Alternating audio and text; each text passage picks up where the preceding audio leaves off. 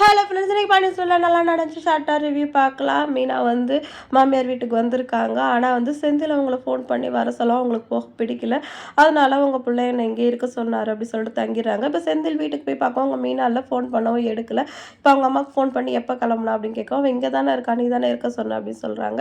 சரி, நான் இன்னைக்கு சிக்கன் சமைக்கிறேன், நீ வீட்டுக்கு வந்துடு அப்படின்னு சொல்கிறாங்க. செந்தில் வந்து அடுத்த பதில் சொல்கிறதுக்குள்ளேயே அவங்க ஃபோனை வச்சிடுறாங்க. இப்போ மீனா கூப்பிட வேறு வழி இல்லாமல் செந்தில் வந்து அங்கே வராரு.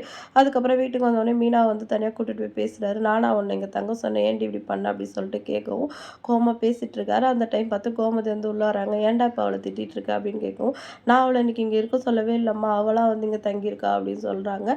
ஏன்டா நம்ம வீட்டில் தானே தங்கியிருக்கா, அதில் உனக்கு என்ன பிரச்சனை அப்படின்னு சொல்லிட்டு கோமா கேட்கவும், அண்ணன் தம்பிலாம் எங்கே இருக்காங்க அப்படின்னு கேட்டுட்டு அவர் மாடிக்கு கிளம்பிடுறாரு. இப்போ மீனா கிட்ட, ஏன்டி அவன் உன்னை இங்கே இருன்னு சொல்ல நீயா தான் அப்படி சொன்னியா அப்படின்னு கேட்குறாங்க. ஆமா அத்தை, நான் தான் அப்படி சொன்னேன்னு சொல்லிட்டு, என்ன இந்த ஸ்நாக்ஸ் உங்கள் பையனுக்கு தானே எடுத்துகிட்டு வந்தீங்க, கொடுங்க நான் சாப்பிட்றேன் சொல்லிட்டு வாங்கிட்டு போயிடுறாங்க கூலாக.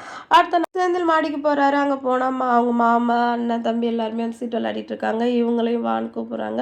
அதெல்லாம் ஒன்றும் வேணாம், நான் வரல அப்படின்னு சொல்கிறாரு. சீக்கிரம் அவங்க அப்பா வரதுக்குள்ளே ஜாலியாக இருக்கலாம் அப்படின்னு சொல்லவும், சரி நம்மலாம் குவார்ட்டர்ஸ்க்கு போயிடலாம் அப்படின்னு சொல்லிட்டு செந்தில் கூப்பிட்றாரு.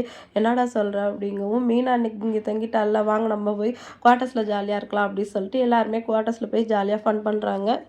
அங்கே போய் பழனி மாமா வந்து சமைக்கிறாரு. அதை சாப்பிட்டுட்டு எல்லாருமே ஜாலியாக பேசிகிட்டு இருக்காங்க. சரவணன் இருந்துட்டு, ஏன்டா மீனா வந்து வெளிலேருந்து வந்தப்பல அவளே வந்து நம்ம வீட்டில் யாரையும் பார்க்காம இருக்க முடியலன்ட்டு அடிக்கடி வீட்டுக்கு வரா, நீ என்னடா அந்த பக்கமே வரமாட்ற அப்படின்னு கேட்கவும், நாங்கள் வந்து தப்பிச்சோம் போல தொல்லைங்க வந்திருக்கேன் அப்படின்னு சொல்லிட்டு செந்தில் எஸ்கேப் ஆகிறாரு.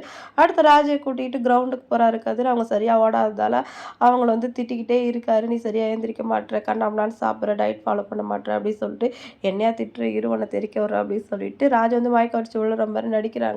அதை பார்த்துட்டு கதிர் வந்து ரொம்பவே பதறி போயிடுறாரு. போய் தண்ணி தெளிச்சு எழுப்புறாரு. ஏந்திரிக்காம அவங்க ட்ராமா பண்ணுறாங்க. அடுத்து ஆம்புலன்ஸுக்கு ஃபோன் பண்ணுறான்னு உடனே ராஜ் வந்து ஏந்திரிக்கிற மாதிரி ஆக்ட் பண்ணுறாங்க. என்ன திட்டினல்ல, அதான் அப்படி ப்ராங்க் பண்ண அப்படி சொன்ன உடனே கதிருக்கு செம்மையாக கோவம் வந்துடுது. அறிவு கட்டளை திட்டினா ஓடி காட்டணும், அது இல்லாமல் இப்படியா பண்ணுவேன், என் ஹார்ட் பீட் பாரு எப்படி துடிக்குது அப்படின்னு சொல்லிட்டு ஒரு நிமிஷம் இதேமே நின்று போச்சு, இந்த மாதிரி இல்லாமல் விளையாடுவேன், இனிமேல் உன்னை கிரவுண்டுக்கு கூப்பிட்டேன்னா என்னன்னு கேளு அப்படின்னு சொல்லிட்டு கதிர் அங்கேருந்து கிளம்புறாரு. நீ பாட்டுக்கு என்னை விட்டுட்டு போகிற, அப்புறம் நான் எங்கேயாவது போயிடுவேன் அப்படின்னு சொல்லிட்டு ராஜ் சொல்கிறாங்க. எங்கேயாவது போய் தோலை அப்படின்னு சொல்லிட்டு ராஜை வந்து கதிர் திரும்பி கூட பார்க்காம கிளம்பி போயிடுறாரு. அடுத்த எபிசோடில் என்னெல்லாம் நடக்குது, ராஜ் எங்கேயாவது கோச்சிட்டு போயிடுறாங்களா, கதிருக்கும் ராஜுக்கு இருக்கிற பிரச்சனைலாம் சால்வ் ஆகுதா அப்படி சொல்லிட்டு வெயிட் பண்ணி பார்க்கலாம். வீடியோ பிடிச்சா லைக் பண்ணிக்கோங்க. அடுத்த ஒரு சூப்பரான வீடியோவில் நான் உங்களை மீட் பண்ணுறேன். டாட்டா, பாய்.